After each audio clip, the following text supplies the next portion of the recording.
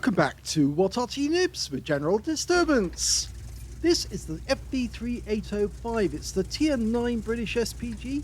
This one's located on the westbourne of Paris, not one of the best Arty maps, and it's under the command of Incoming of Net. Game on. Well, you normally see Incoming on a lot of the videos that are done by Mighty Jingles. Yes, he does actually submit a lot of tank replays to Jingles, and some interesting ones as well.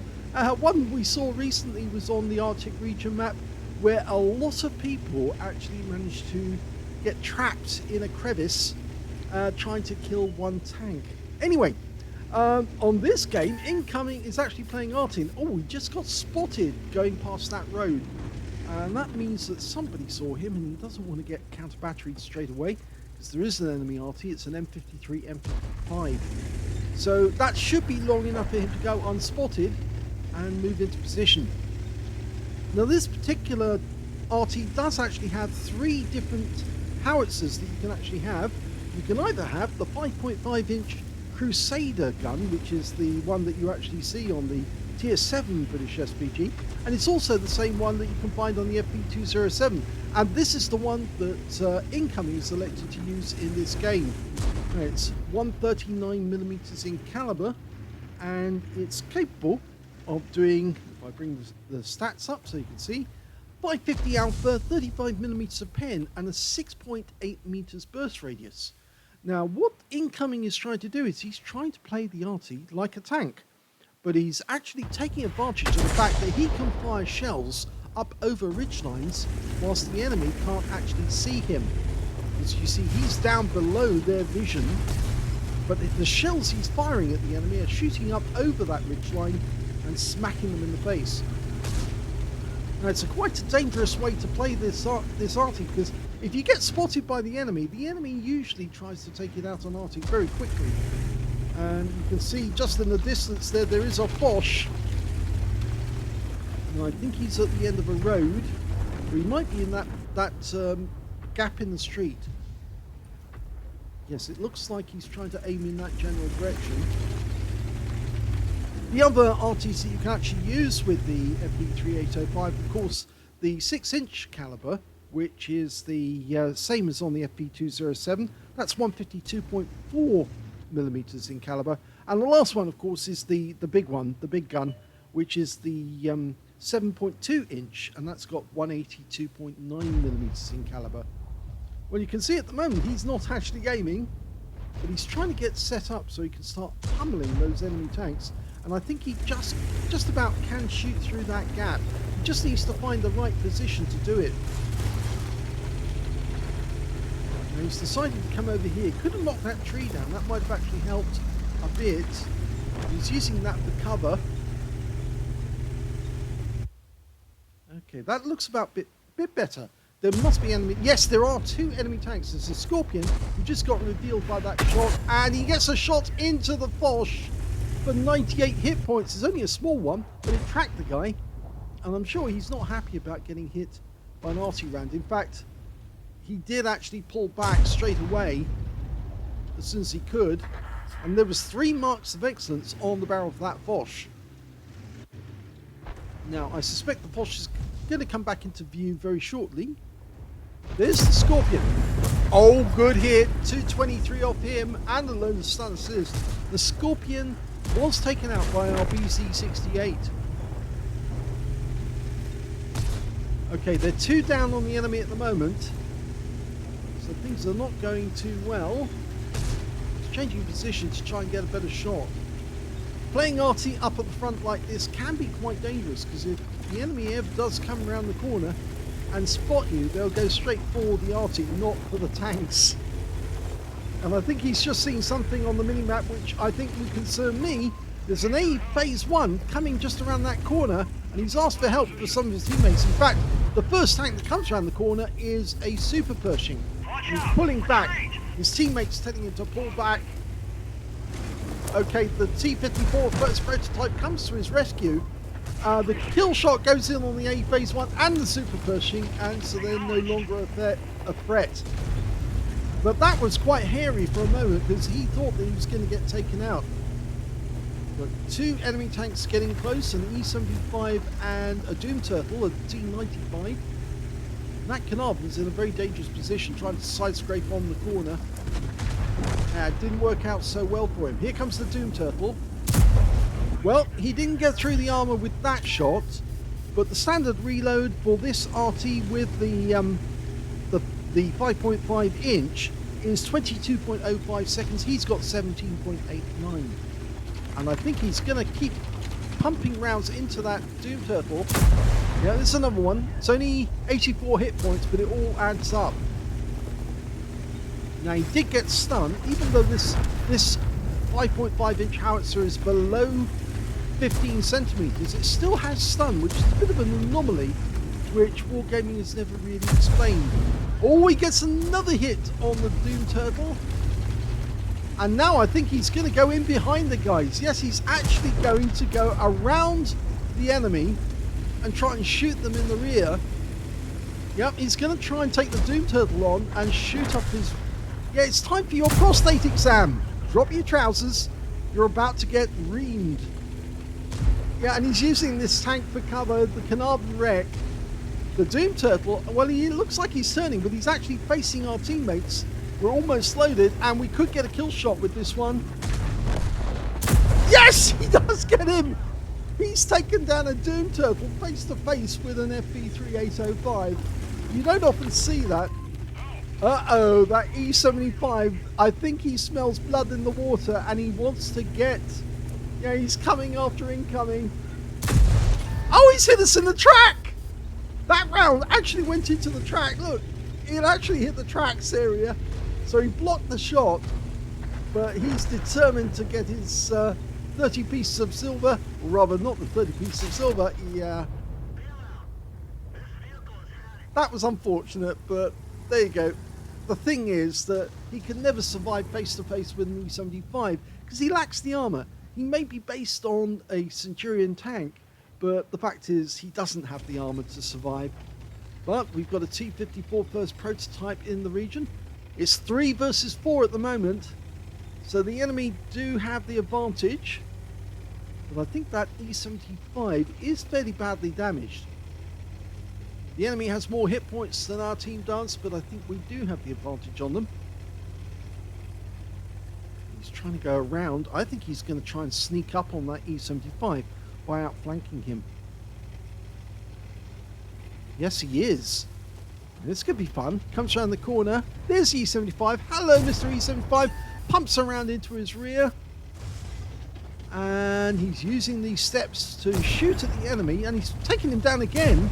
He's actually made him a one-shot. Now he just needs to keep pumping those rounds in. Oh, that one hit the tracks. Didn't do any damage except damage the tracks. Can he get a kill shot? Ow, that hurt. Pumps. Oh, the E75 is... Well, he's taken him down to 37 hit points. He doesn't want to get rammed, but at least the E75 is only 4 hit points, and he claims the kill.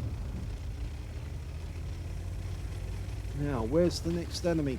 Charfuture 4 just coming around the corner. Pumps one into him, gets 283, but the Charfuture 4 probably saw that the T-54 first prototype is on his last legs, and yeah, he's coming in for a quick kill. And he does get another hit, and he's trying to shove this Charfuture around. Can he get the kill shot? Oh no, he fired at the wall! And it's the Arty who gets the kill. The M53, M55 managed to get a shot in, which took him out. But now it's just 2 versus 2.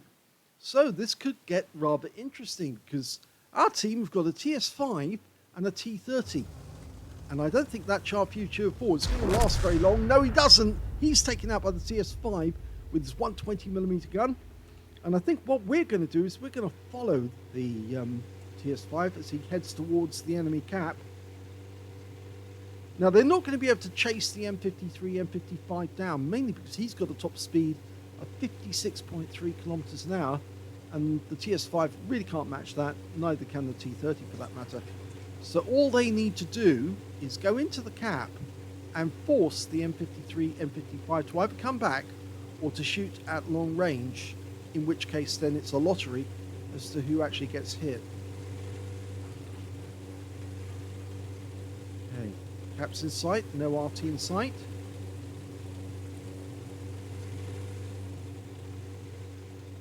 T30 is only a short distance behind.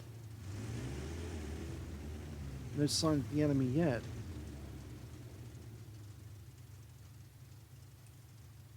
Okay, we'll go over this side of the map.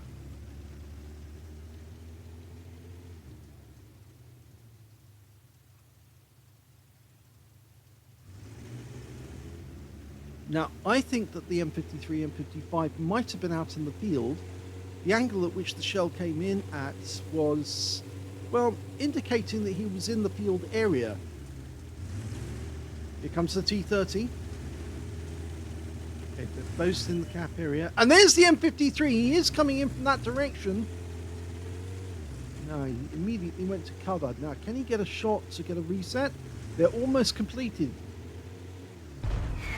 Oh, he missed on his shot. Unfortunately, fired on the move and it didn't work. And it looks like he's going to get wiped out. The T30 takes the honors and they've won the game.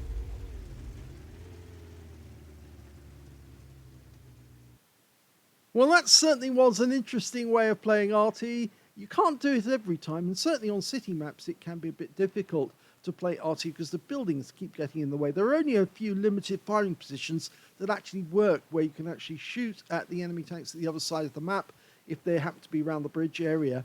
And that also makes you vulnerable because if you happen to go to those positions, the enemy Arty knows where they are as well, and they'll more than likely try to counter-battery you.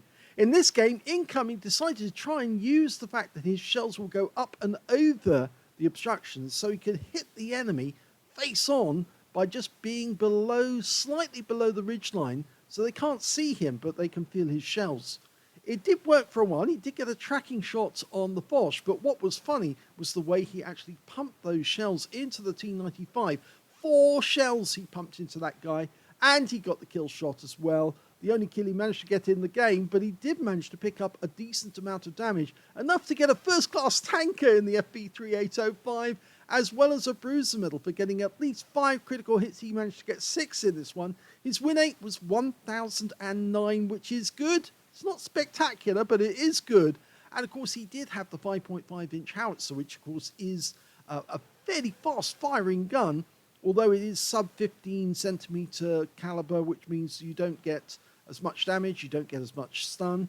But it was a fun game, an interesting one, and thanks very much for Incoming for sending it in. If we look at the team scores, we can see the highest damage in the game actually was done by the TS5. He got 3,887 hit points of damage. The Cobra on the enemy team got 3,766, and the third highest damage was the T54 first prototype, who actually did save our life, or came to save us from that super Pershing, and he got 3,617 hit points of damage, and he picked up an Oskins medal in that game because he was tier 8 and he was taking on higher tier opponents and defeating them.